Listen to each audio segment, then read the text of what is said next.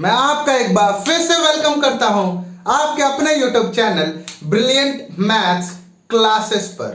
तो last class में हमने डिस्कस किया था 4.4 का सेकंड क्वेश्चन। आज की क्लास में हम डिस्कस करेंगे अपना अगला क्वेश्चन, क्वेश्चन नंबर 3। तो देखिए क्वेश्चन नंबर 3 क्या है, सॉल्व द फॉलोइंग। यानी कि जैसे क्वेश्चन नंबर 2 था, हमें स्टेटमेंट्स को इक्वेशन में बनाना है और फिर इक्वेशन से उसकी वैल्यू निकालनी है, वैसे ही हमारा क्वेश्चन नंबर 2। तो देखिए इसका फर्स्ट पार्ट,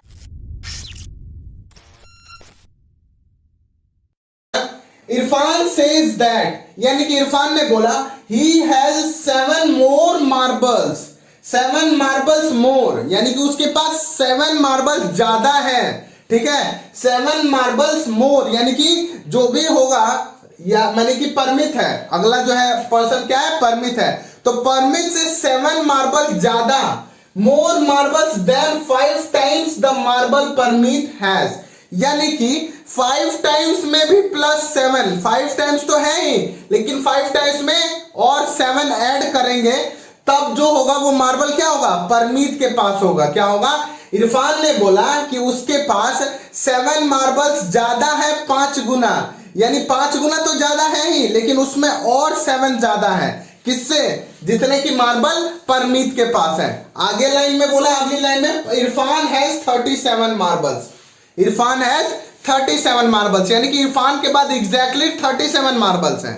फर्स्ट वाले लाइन में उसने एक स्टेटमेंट यानी कि इक्वेशन बनाने के दिया परमीत के रिस्पेक्ट में। किसके रिस्पेक्ट में, परमीत के रिस्पेक्ट में। लेकिन अगले में उसने क्या बता दिया कि इरफान के पास एक्चुअली में कितने मार्बल हैं। एक्चुअली में इरफान के पास 37 मार्बल है और परमीत के रिस्पेक्ट में, यानी कि वो परमीत को बोल रहा है या किसी और को बोल रहा है इरफान, कि इरफान के पास 7 मार्बल्स मोर देन 5 टाइम्स, यानी कि 7 मार्बल ज्यादा है 5 गुना, 5 गुना में भी 7 मार्बल्स ज्यादा है जो कि परमीत के पास है। जितने मार्बल परमीत के पास है उससे 5 गुना ज्यादा, फिर प्लस 7, मोर देन 7 यानी कि प्लस 7 परमीत है, इरफान है, यानी कि इरफान के पास 5 गुना ज्यादा प्लस 7 मार्बल्स है परमित के रिस्पेक्ट में। ठीक है, और अगली लाइन में उसने यही बता दिया, ऊपर भी उसने बताया इरफान के बारे में और नीचे भी उसने बता दिया कि इरफान हैज 37 मार्बल्स, इरफान के पास एग्जैक्टली 37 मार्बल्स हैं। आगे क्वेश्चन बोल रहा है how many marbles does Parmeet has, यानी कि अब हमें बताना है कि परमीत के पास एग्जैक्टली कितने नंबर्स ऑफ मार्बल हैं।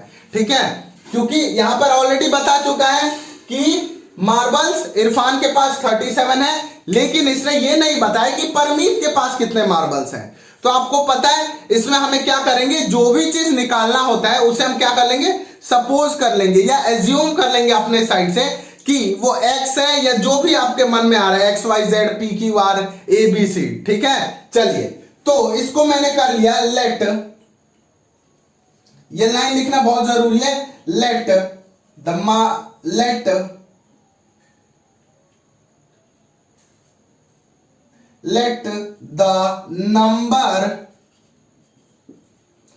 number of marbles permeet has b क्या है, x। मैंने क्या माना कि यानी कि मैंने अपने आप से एज्यूम किया कि परमीत के पास जो मार्बल है वो क्या है, x है। क्या है, x है। चलिए तो आगे देखेंगे, अगला स्टेप होगा इसमें, अगला स्टेप आप फर्स्ट वाली लाइन से हम इक्वेशन बनाएंगे। क्या बोल रहा है, इरफान सेज दैट, इरफान ने कहा ही has 7 marbles, 7 marbles more than, क्या बोला, मोर देन, बोलेगा मोर देन या लेस देन, तो जब बोलेगा मोर देन तो आपको प्लस करना है और जब बोलेगा लेस देन तो आपको माइनस करना है। ठीक है, तो यहां पर क्या करेंगे, plus 5 times the marble Parmeet has, 5 times the marble Parmeet has, 5 times, 5 times को क्या लिखते हैं, multiply the marble Parmeet has, the marble Parmeet has, और जस्ट अभी ऊपर बताया कि the number of marble Parmeet has B x. क्या बताया, परमीत के पास जो मार्बल है वो क्या है, एक्स है, और यहां पे बोला है कि 5 times the marble Parmeet has, तो 5 टाइम्स यहां इस वाली जगह पर मैं लिख सकता हूं एक्स, x को क्या मैं रिप्लेस कर सकता हूं? बिल्कुल, क्योंकि अभी अभी हमने एज्यूम किया इससे पहले वाले स्टेप में कि परमीत के पास x मार्बल है, तो ये क्या हो गया 5 टाइम्स x, तो 5 टाइम्स x, तो ये चीज आई, ये आया जो इक्वेशन, वो क्या है? वो इरफान के मार्बल्स है। किसके? इरफान के मार्बल है। क्यों? क्योंकि यहां पर लिखा है Irfan says that he has. ठीक है, चलिए अगली लाइन देखेंगे आप आगे। ये अगर ये इरफान के मार्बल्स हैं तो अगली लाइन में लिखा है इरफान हैज 37 मार्बल्स, तो अगली लाइन में उसने एग्जैक्ट वैल्यू भी बता दी है कि इरफान के पास कितने मार्बल्स हैं, तो कितने हैं? 37 मार्बल्स हैं। तो अब बन गया हमारा इक्वेशन, सॉल्व करेंगे इसे। 5x प्लस का 7 इज इक्वल टू 37।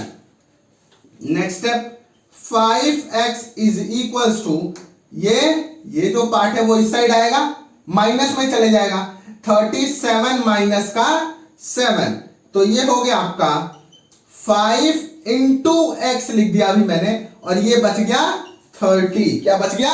30। अब देखिए 5 जो यहां पर मल्टीप्लाई हो रहा है, अब वो इस साइड आएगा, अगले ऑपोजिट साइड, तो ये क्या हो जाएगा? यहां पर बच जाएगा केवल x, क्योंकि ये 5 इंटू उस साइड डिवाइड में चले जाएगा, तो यहां बचा x is equal to 30 upon 5। Cancel करेंगे, 5 1 जा 5 एंड 5 6 जा 30, यानी x की जो वैल्यू आई हमारे पास क्या आ गई? 6 आ गई। क्या आ गई? 6 आ गई। और ये है क्या आंसर? ये क्या है? परमीत के मार्बल्स है। क्या है? परमीत के पास कितने मार्बल्स है? 6। कितने? 6 मार्बल्स। और अगर आपको अभी लग रहा है कि मेरा आंसर गलत है, तो आप किसी भी इक्वेशन में पुट कर लेंगे, इन तीनों में से किसी में भी, तो आपका आंसर एग्जैक्टली वही आएगा। देखिए x की जगह पे क्या लिखना है? 6, तो यहां पे x की जगह पर फर्स्ट अगर मैं इसमें लिख रहा हूं 7 प्लस का 5 into x is equal to 37। Check कर रहा हूं, ठीक है, चेक कर रहा हूं, तो ये क्या होगा? 7 प्लस 5 इंटू एक्स की वैल्यू क्या है? 6, तो 6 इज इक्वल टू 37, तो इसे करेंगे तो ये क्या आएगा? 7 प्लस का 30 इज इक्वल टू 37, और ये क्या आ गया? 37 इज इक्वल टू 37। किसके इक्वल हो गया? 37 इक्वल हो गए। इसका मतलब ये जो आंसर है मेरा क्या है? बिल्कुल सेटिस्फाई कर रहा है, यानी कि बिल्कुल एग्जैक्टली सही है। ठीक है, तो ये था आपका फर्स्ट पार्ट क्वेश्चन नंबर 3 का। नेक्स्ट देखिए इसका सेकंड क्वेश्चन क्या बोल रहा है। सेकंड क्वेश्चन कह रहा है Lakshmi's father is 49 years old, यानी कि लक्ष्मी के जो फादर है वो क्या है? 49 ईयर्स के हैं। अगली लाइन में बोला है ही इज 4 ईयर्स ओल्डर, यानी कि पहले उसने लक्ष्मी के फादर की एग्जैक्ट एज बता दी। एग्जैक्ट एज क्या है लक्ष्मी के फादर की? 49 ईयर्स ओल्ड। क्या है? 49 ईयर्स ओल्ड। आगे देखिए बोला उसने कि ही इज, जब यहां पर लिख दिया ही, इसका मतलब किसकी बात हो रही है? लक्ष्मी के फादर की ही बात हो रही है। अगर यहां पर लिखता शी, तब किसकी बात होती? लक्ष्मी की बात होती, लेकिन यहां पर लिखा है ही, तो यानी कि लक्ष्मी के फादर की बात हो रही है। तो अब ये लक्ष्मी के फादर की स्टेटमेंट मतलब इक्वेशन वाली एज बताएगा लक्ष्मी के रिस्पेक्ट में। किसके रिस्पेक्ट में? लक्ष्मी के रिस्पेक्ट में वो उसके फादर की एज बताएगा। देखिए he is 4 year older, he is 4 year older, यानी कि वो 4 साल बड़े हैं। 4 ईयर ओल्डर देन 3 टाइम्स, यानी कि 4 साल बड़े हैं, और 4 साल तो बड़े हैं, और फिर 3 times Lakshmi age, 3 times Lakshmi age, यानी कि 3 गुना ज्यादा लक्ष्मी एज से। 4 साल तो है ही, और 3 गुना ज्यादा भी है। किससे? लक्ष्मी के एज से। लिखा है ना then 3 times Lakshmi age, 3 times Lakshmi age. आगे लाइन में बोल रहा है व्हाट इज लक्ष्मी एज, यानी कि हमें बताना है कि लक्ष्मी की एज क्या है। ठीक है, ये तो नॉर्मल है, यहां पर दे दिया है कि फादर की एज क्या है, और यहां पर उसने बता दिया लक्ष्मी के रिस्पेक्ट में उसकी फादर की एज कितनी है। He is 4 year older. जब बोलेगा यहां पर ओल्डर तो करेंगे हम प्लस, और जब बोलेगा हम एल्डर तो करेंगे हम माइनस। ठीक है, चलिए older than 3 times Lakshmi age, और अब हमें बताना है लक्ष्मी की एज। तो आपको पता है जिसका भी चीज निकालना उसे हम क्या करेंगे? सपोज कर लेंगे अपने साइड से कि ये एक वैल्यू है, क्या है, एक वेरिएबल मान लेंगे, ठीक है, और उस वेरिएबल का वैल्यू निकाल देंगे। चलिए तो इसे सॉल्व करेंगे हम। तो लिखेंगे पहले किसकी एज मानेंगे हम x, लक्ष्मी की। क्यों? क्योंकि हमें लक्ष्मी की एज निकालनी है। तो लिखेंगे let the age of Lakshmi be y। क्या मान लिया मैंने? y years. क्या माना? जो लक्ष्मी की एज है वो क्या है? y ईयर्स मैंने मान लिया, ठीक है। क्या माना? y ईयर्स मान लिया। चलिए अगर मैंने लक्ष्मी की एज y ईयर्स मान लिया तो अब ऊपर वाले मतलब इससे पहले वाले स्टार्टिंग में से हम क्या बनाएंगे? स्टेटमेंट में से इक्वेशन बनाएंगे। तो देखिए क्या बोला equation, Lakshmi's father is 49 years old. 49 years के एग्जैक्टली है, आगे इक्वल टू लगा दिया क्योंकि ये भी लक्ष्मी के फादर की एज है और ये भी लक्ष्मी के फादर की एज है, लेकिन उसमें लक्ष्मी के रिस्पेक्ट में है ये फादर की एज, ठीक है। तो आगे बोल रहा है he is 4 years older. 4 years older यानी कि प्लस, ओल्डर है तो प्लस करेंगे, देन 3 टाइम्स लक्ष्मी एज। क्या लिखा है? 3 टाइम्स को क्या लिखते हैं? Multiply Lakshmi age. Lakshmi age और लक्ष्मी एज को मैंने क्या बताया? y years. क्या बताया? y years. तो लक्ष्मी एज यानी कि y, जहां भी होगा लक्ष्मी एज अभी इस क्वेश्चन में तो कहा वो वहां क्या लगाएंगे? y लगाएंगे। क्या? y लगाएंगे, ठीक है। चलिए तो अब इसे सॉल्व करेंगे। 4 प्लस का 3y इज इक्वल टू 49। क्या ये बिल्कुल सही है? हाँ, क्योंकि दोनों इक्वल टू है। इनको मैं इसको इस साइड लिख दूं या इसको इस साइड, कोई फर्क नहीं पड़ेगा। आगे देखिए इसको करेंगे, प्लस का 4 इस साइड जाकर माइनस का 4 हो जाएगा। क्या हुआ? प्लस का 4 दूसरी साइड जाएगा। तो ये हो गया आपका 3y is equal to 49 minus का 4। 49 माइनस का 4। Next step 3y is equal to 45।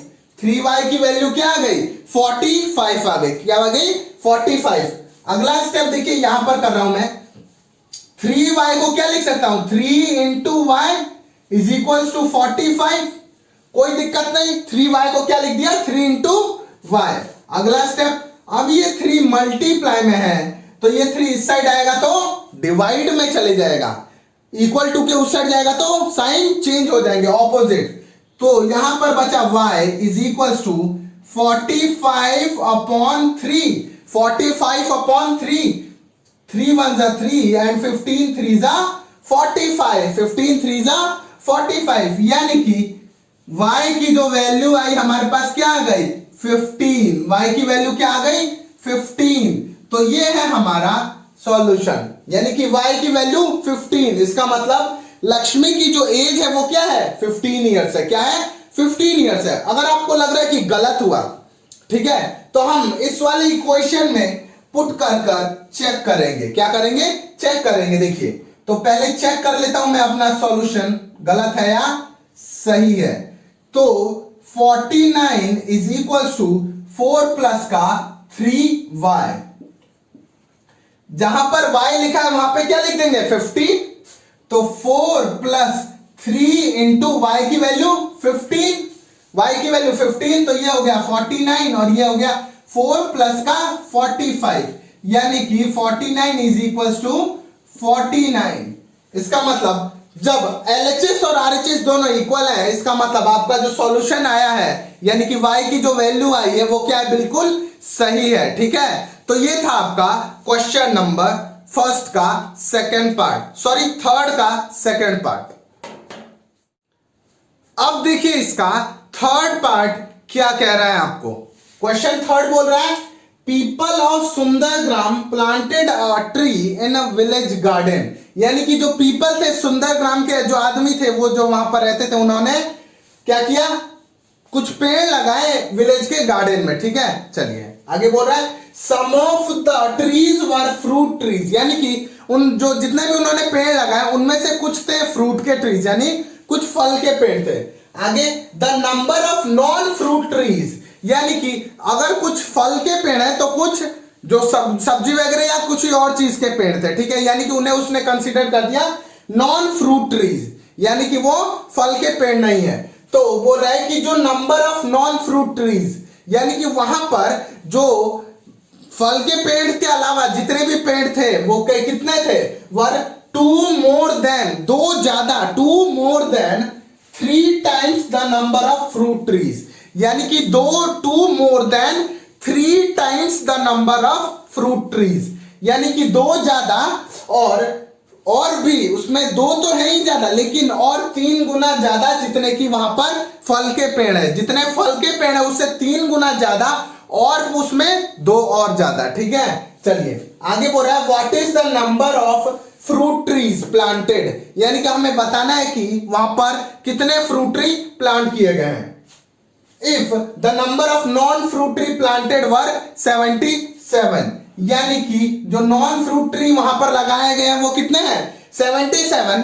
तो हमें बताना है कि एग्जैक्टली वहां पर फ्रूट ट्री कितने प्लांट हुए हैं, ठीक है। चलिए, तो जब क्वेश्चन पढ़ा तो आपको पता चल गया हमें क्या निकालना है, फ्रूट ट्रीज निकालना है कि एग्जैक्टली कितने फ्रूट ट्रीज हैं, ठीक है। तो जो चीज निकालना होता है उसे हम क्या करेंगे, एज्यूम करेंगे, क्या करेंगे, एज्यूम करेंगे, ठीक है। तो देखिए इसको, सबसे पहला step, let the number of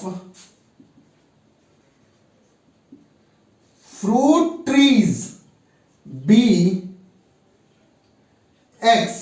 क्या माना, जो नंबर यानी कि जितने नंबर है, मैंने अपने साइड से सपोज किया कि जो फ्रूट ट्रीज का नंबर है वो कितना है, एक्स है, कितना है, एक्स है, ठीक है। चलिए, तो जब फ्रूट ट्रीज का एक्स है तो क्या मैं ये वाली स्टेटमेंट को लिख सकता हूं इक्वेशन के फॉर्म में,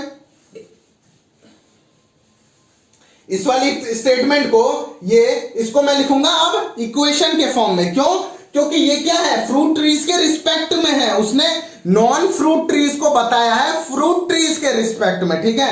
चलिए, तो ये है the number of non fruit trees, यानी कि नॉन फ्रूट ट्रीज का नंबर बता रहा है, वर टू मोर देन,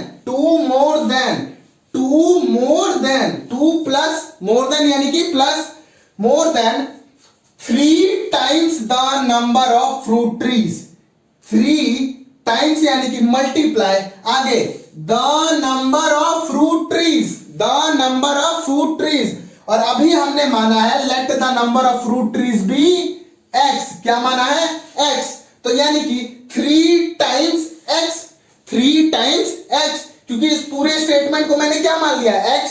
तो अब इसे लिख सकता हूं 3 टाइम्स को मल्टीप्लाई एक्स, 3 टाइम्स एक्स, आगे इक्वल टू, क्योंकि आगे उसने बता दिया कि नॉन फ्रूट ट्रीज कितने हैं, टोटल 77 है, टोटल 77 है, क्योंकि ये भी नॉन फ्रूट ट्रीज का बताया और ये भी नॉन फ्रूट ट्रीज का है, तभी इन दोनों को कंपेयर करेंगे तो हमें फ्रूट ट्रीज की वैल्यू निकलेगी, ठीक है। चलिए, तो इसे सॉल्व करेंगे इस इक्वेशन को,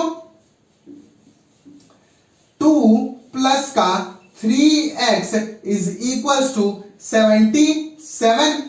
अब ये 2 प्लस का है, जो इस साइड आएगा तो माइनस का होगा, तो देखिए यहां क्या बचा, 3x is equals to 77 minus का 2, 77 माइनस का 2, यानी कि 3 into x is equals to 75, 75 बचा यहां पर। चलिए, आगे ये 3 मल्टीप्लाई में है, क्या है, मल्टीप्लाई में है, तो जब ये 3 इस साइड आएगा तो डिवाइड में होगा, क्या होगा, डिवाइड में होगा, यानी कि यहां पर बच गया केवल x, और ये 75 अपॉन 3, 75 अपॉन 3, ये आ गया आपका 25, क्या आ गया, 25, यानी x की जो वैल्यू आई आपके पास वो क्या आ गई, 25, कितने आ गई, 25, यानी कि x क्या है हमारा, number of plant fruit trees, क्या है, नंबर ऑफ फ्रूट ट्रीज, यानी कि फ्रूट ट्रीज है हमारे पास 25, ठीक है। चलिए, तो अब हम चेक करेंगे कि हमारा सॉल्यूशन सही है या गलत है, तो उसे इस वाले इक्वेशन में पुट करेंगे x की वैल्यू और चेक करेंगे, ठीक है। तो देखिए यहां पर चेक कर रहे हैं, चेक से क्या होगा, इससे पता लग जाएगा आपको कि वैल्यू जो आई है वो सही आई है या गलत है ये। क्यों? क्योंकि जब LHS और RHS किसी भी इक्वेशन के इक्वल हो जाएंगे, इसका मतलब आपकी वैल्यू एग्जैक्टली सही है। ठीक है, चलिए तो ये वैल्यू है हमारे पास 2 प्लस का 3 इंटू एक्स की वैल्यू 25 इज इक्वल टू 77। इसे करेंगे तो 2 प्लस का 75 इज इक्वल टू 77, तो ये हो गया 77 इज इक्वल टू 77। यानी कि यहां पर दोनों वैल्यू इक्वल आ गई, LHS भी 77 आ गया और RHS भी 77 आ गया। इसका मतलब ये जो वैल्यू है बिल्कुल सही है, एग्जैक्टली सही है। ठीक है, चलिए तो ये था क्वेश्चन नंबर 3 का लास्ट पार्ट।